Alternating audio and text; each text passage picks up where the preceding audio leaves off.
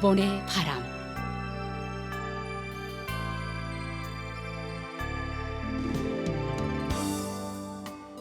청취자 여러분 안녕하십니까?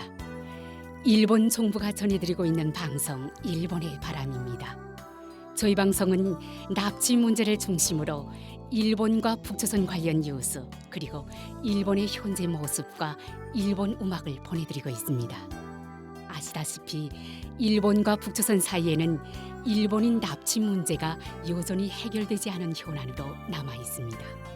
북조선에 의해 납치된 일본인 가운데 5명은 돌아왔지만 그 밖에 많은 피해자들은 생사 여부조차 모르는 채 아직까지 고향으로 돌아오지 못하고 있습니다. 일본 정부는 북조선 측에 모든 피해자들의 안전을 확보하고 그들을 즉각 귀국시킬 것을 강력히 요구하고 있습니다. 일본과 북조선은 이웃에 있음에도 불구하고 아직까지 공식적으로 외교 관계를 맺지 못하고 있습니다. 일본 정부는 불행했던 과거를 청산하고 납치 문제를 비롯한 여러 현안들을 해결해 국교 정상화를 실현시킬 방침입니다. 그래서 저희 방송에서는 일본과 북조선 사이에 가려놓여 있는 가장 중요한 과제인 일본인 납치 문제를 중심으로 다루고 있습니다. 그럼 오늘도 마지막까지 함께 해주시기 바랍니다. 먼저 일본의 바람 뉴스입니다. 작년 12월 16일 도쿄 도내에서 모든 납치 피해자의 하루라도 빠른 귀국 실현을 향해서를 주제로 일본 정부의 주최하에 납치 문제에 관한 강연회가 개최되었습니다. 이 강연회는 매년 12월 10일부터 16일까지 북조선 인권 침해 문제 계몽 주간 행사의 일환으로 개최되고 있으며 중학생, 고등학생을 대상으로 한 납치 문제에 관한 장문대회 시상식도 개최되었습니다. 오늘은 이 장문대회 고등학생 부문에서 최우수상을 수상한 에이신 중고등학교 2학년인 이케다 카즈네 양의 장문을 소개해드리겠습니다. 그럼 들어보십시오. 계승 요코타 시게루 씨의 신념에서 배운다. 딸이 보고 싶다. 단지 이 하나의 마음으로 납치 피해자 가족회의 초대 대표를 맡아 오랜 세월 부인 사키에 씨와 함께 거리로 나섰다. 전국의 학교를 돌며 강연을 1,400번을 했다. 하지만 뜻을 이루지 못했다. 당시 13살이던 딸 메구미 씨가 북조선에 납치된 지 43년이 지났다. 메구미 씨가 생일 선물로 주었던 머리빗을 항상 몸에 지니고 다녔던 요코타 시게루 씨는 2020년 6월 87살의 생애를 마감하셨다. 납치 피해라는 너무나 무거운 이 문제를 나는 항상 시게루 씨를 통해 생각하게 되었다. 인자하고 온화하신 모습, 텔레비전으로 느꼈던 시게루 씨의 인상이었다. 여론이나 운동이 북조선에 대해 집중적으로 몰려 있었을 때에도 시게루 씨의 모습이나 목소리, 말씀은 항상 이성적이시고 대화로 풀어가는 해결을 중시한다고 느꼈다. 그리고 시게루 씨를 통해 납치 문제는 중대한 인권 유린의 문제로 인식하게 되었다. 과거에 요코타 씨 집안에서는 메구미 씨의 실명을 공개할지 말지 의견이 분분했다고 한다. 공개를 하게 되면 북조선에 의해 딸이 살해될지도 모른다는 두려움이 있었기 때문이었다. 그러나 요코타 메구미의 영어 약자 Y 임만으로는 여론에 호소하는 힘이 약하다고 판단한 시게루 씨는 공개할 것을 선택했다. 아버지로서 반드시 딸을 되찾겠다는 강한 의지가 거기에 있었던 것이다. 시게루 씨는 가족들을 사진에 담는 것을 좋아하셨다. 만화 영화 메구미에 나오는 사진들, 딸 메구미 씨에 대한 시게루 씨의 넘치는 아버지의 사랑을 느낄 수 있었다. 시게루 씨에게 있어서 가족을 사진에 담는 것이 행복한 그저 평범한 일상이었는데 갑자기 그것이 사라지게 된 것이다. 시게루 씨는 그날 이후 사진을 찍지 않게 되었다. 시게루 씨의 부고 소식에 나는 마음이 조급해졌다. 이대로라면 납치 피해자의 가족들뿐만 아니라 납치 피해자 본인들 역시도 돌아가실지 모른다. 북조선은 그때를 기다리고 있다는 느낌이 든다.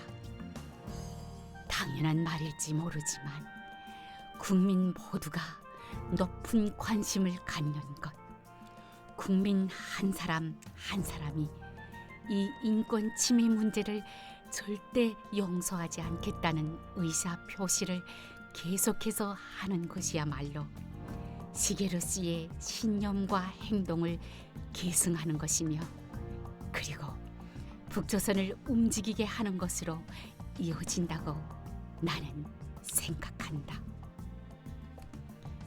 2002년 10월 하스이케 카오리 씨 등 5명의 납치 피해자가 귀국했다. 그때 메구미 씨의 사망 소식이 전해졌고 시게루 씨는 어느 때보다 남의 눈을 의식하지 않은 채 목 놓아 오셨다. 그래도 시게루 씨는 가족회의 대표로서 건강하게 돌아온 분의 가족은 사양하지 말고 기뻐해달라고 배려해 주셨다. 나는 이런 시게루 씨의 책임감, 다정함, 그리고 용기를 진심으로 존경한다. 나도 이런 사람이 되고 싶다. 그 하스이케 카오루 씨는 지금 이렇게 말한다. 어떻게 해서든 납치 피해자의 부모 세대가 살아있는 동안 피해자 전원의 귀국을 실현시켜야 한다고. 그것은 나의 생각도 마찬가지이다. 이 문제는 다름 아닌 나의 문제이기 때문이다. 이상 일본의 바람 뉴스였습니다.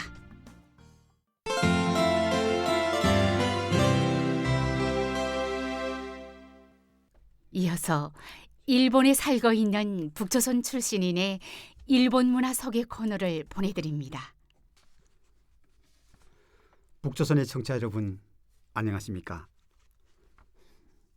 오늘의 일본 문화 소개 코너에서는 도쿄 국립경기장에서 열린 2024 파리 올림픽 여자 축구 최종 예선에 대하여 소개해 드리려고 합니다. 북조선의 청취자 여러분, 2월 28일 저녁 도쿄 국립경기장에서 일본 여자 축구 대표팀과 북조선 축구 대표팀과의 2024 파리 올림픽 아시아 최종 예선 2차 경기가 열렸습니다. 1964년 도쿄 올림픽 대회가 개최된 도쿄 국립경기장은 2020 도쿄 올림픽 대회를 위해 현대적인 경기장으로서 전면적으로 개축되어 2019년에 완공하였습니다. 지하 2층, 지상 5층 규모의 경기장의 최대 수용 인원은 67,750명으로 경기장 천정, 기둥, 외벽 등은 일본 전국에서 수급한 목재를 이용하고 있어 고온 다습의 일본에서 목조 건축물이 오래 견디게 하는 일본의 전통적인 건축 기법을 활용하여 만들어졌습니다. 길이가 60m, 무게가 약 2만 톤에 달하는 지붕을 떠받치는 대들보는 철골과 목재를 조합한 하이브리드 구조로 되어 지진이나 강풍으로 인한 변형을 최소화하도록 하는 등의 기능적인 역할도 한다고 합니다. 북조선의 청취자 여러분, 이번 축구 경기는 2024 파리올림픽 출전 여부가 달려 있었기 때문에 일본 여자 축구 대표팀과 북조선 여자 축구 대표팀 서로에게 중요한 경기였습니다.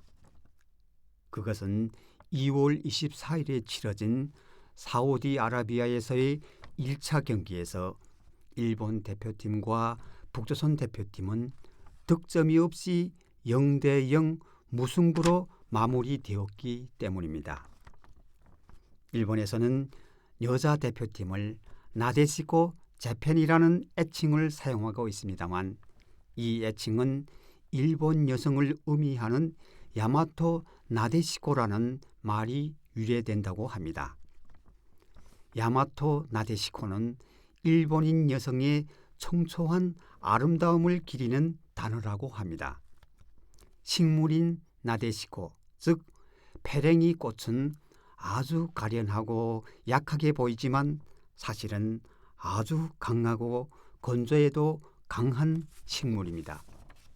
야마토 나데시코라는 말도 식물의 페랭이 꽃처럼 원래는 겉보기에 가련해 보였다고 해도 내면은 단단하고 강한 여성을 가리킨다고 합니다. 나데시코 재팬이라고 하는 여자 축구 일본 대표의 애칭은 2004년 아테네 올림픽 때 일반 공모를 통해서 선택된 것입니다만 일본 여성인 야마토 나데시코가 세 개의 나라가 세계에 통용하도록이라는 소원을 담아 야마토라는 말을 재팬으로 바꾸어 나데시코 재팬이 되었다고 합니다. 북조선의 청취자 여러분, 저는 축구 경기를 텔레비전의 실황 중계로 보았습니다만 경기 결과는 2대1로 일본 여자 축구 대표팀이 승리로 끝났고 일본은 2024년 파리올림픽에 출전할 수 있는 자격을 획득하였습니다. 일본 여자 축구 대표팀은 전반 26분과 후반 31분에 각각 한 골씩 획득했고 북조선의 축구 대표팀은 후반 36분 한 골을 넣었지만 추가 득점은 하지 못했습니다. 북조선 여자 선수들은 경기가 끝나는 마지막까지 단념을 하지 않고 최선을 다하였기 때문에 정말 좋은 경기였습니다. 이번 경기의 승패에 따라 2024년 파리올림픽 출전이 결정되는 경기에도 불구하고 큰 마찰이 없이 비교적 순조롭게 진행되었습니다.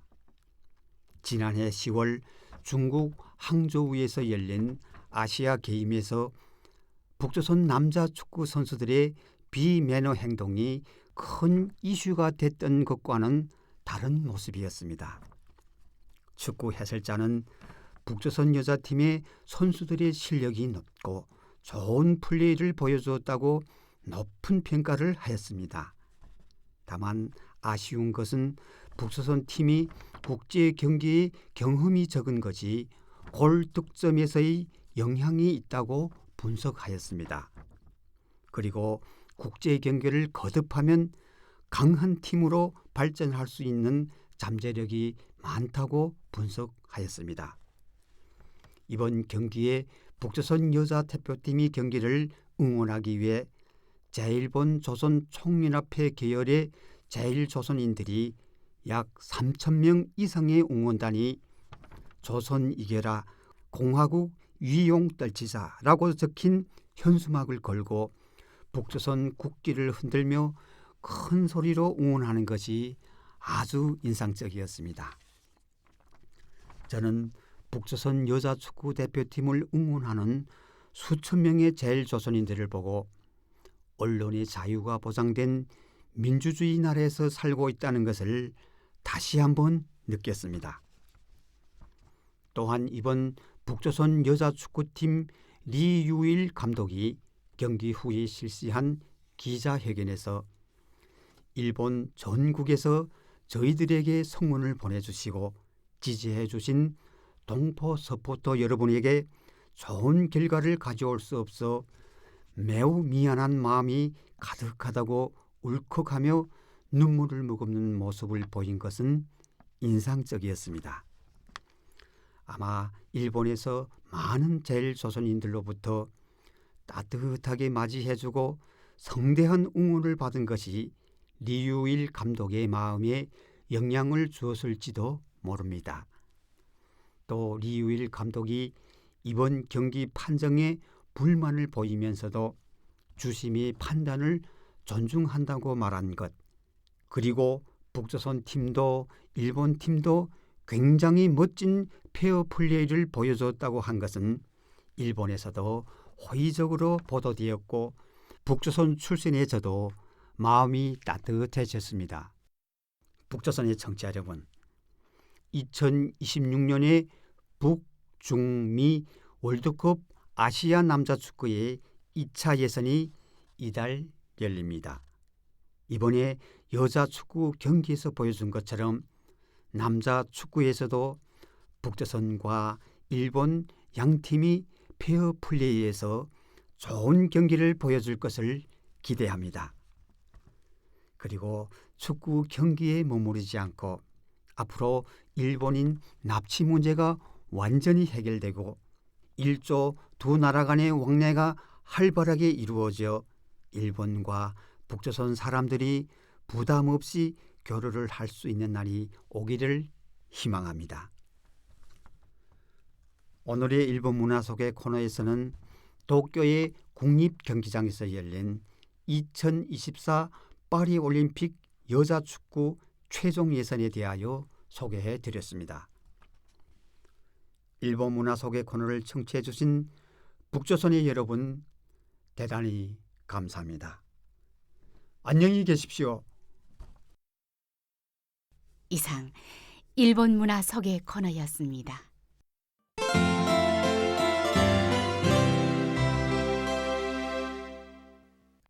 다음은 이번 주의 한국입니다. 이번 주는 1984년의 히트곡 더 알피의 별하늘의 디스턴스, 그리고 2000년의 히트곡 고우 7188의 사랑의 노래 두 곡을 들려드립니다. 그럼 들어보십시오. 실제 단파 라디오 방송에서는 이 시간에 음악을 보내드리고 있으나 이 인터넷판에서는 저작권 문제로 음악 연주를 생략하겠습니다. 양해해 주시기 바랍니다.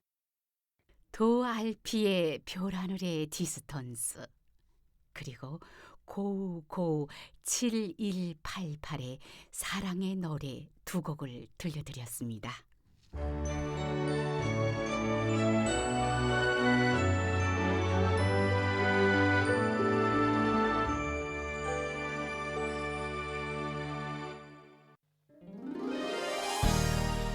이 방송 일본의 바람은 북조선에 의해 납치되어 지금도 여전히 북조선에 옥류되어 있는 일본인들에 대해 알리고 일본에 대한 이해를 높이고자 일본 정부가 제공하는 방송입니다. 납치 문제 해결은 일본 정부에게 있어 한시라도 빨리 해결해야 할 최우선 과제입니다. 일본 정부는 북조선에 의해 납치된 피해자분들의 안전을 확보해 한시라도 빨리 돌아오게 하는 것이 무엇보다 중요하다고 생각하고 있습니다. 현재 일본 정부는 다음 12명을 북조선에 납치당한 채 지금도 여전히 옥류돼 있는 납치 피해자로 인정하고 있습니다.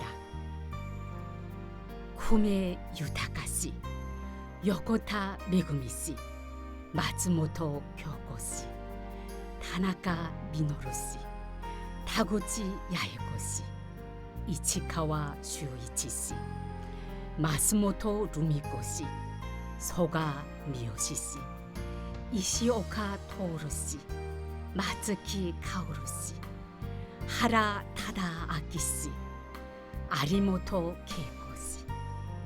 그리고 이 밖에도 납치 가능성을 배제할 수 없는 사람들이 있을 것이라는 인식하에 일본 국내외로부터 정보를 수집하고 관련된 조사 및 수사를 강력히 추진하는 등 진상 규명을 위해 최선을 다해 노력하고 있습니다. 일본 정부는 북조선에 대해 어떤 상황에서도 모든 납치 피해자들의 안전을 확보하고 그들을 하루빨리 돌려보내줄 것을 강력히 촉구하고 있습니다. 납치 피해자에 관한 정보를 갖고 계신 분들은 어떤 정보든 좋으니 저희 쪽으로 보내주실 것을 당부드리며 아울러 납치 피해자들의 안전 확보를 위해서도 협조를 부탁드리는 바입니다. 일본 정부는 납치 피해자들의 안전 확보 및 정보 제공에 관한 여러분들의 협조에 감사드리는 바입니다. 그럼 헤어질 시간이 다 된 것 같네요. 다음 시간에 또 뵙겠습니다. 안녕히 계십시오.